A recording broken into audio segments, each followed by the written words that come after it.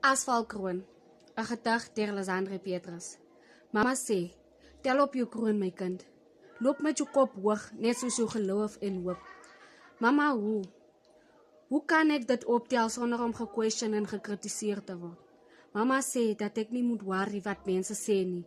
Die woorde steek my deur my hart soos 'n moordpyl. Hoe ma? Ek voel net soos 'n nommer op die sisteem. Ek ken nie wie ek is, wat my doel hier is. Wie is ek, ma? Mama sê, my kind, jy is 'n prinses, nie omdat jy 'n prins het, maar omdat jou papa 'n koning is. Ek verstaan, mama, is net die comments maak seer. Hulle pyns op my foute, hulle kyk na my flaws.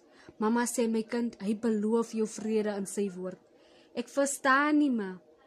Hy sê, jy sal nie meer verstoot en gehaat wees nie, 'n plek waar niemand kom nie, want ek gee blywend roem aan jou.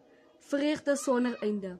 Jy sal deur nasies en konings versorg word, soos 'n kind wat aan sy moeder se bors gevoed word. Ek gee vir jou goud in plek van brons, silwer in plek van yster, brons in plek van hout, yster in plek van klip. Ek laat vrede oor jou regeer. Ek laat geregtigheid jou bestuur. Mama sê, tel op jou kroon my kind en volg hom. Los die aardsgoedere.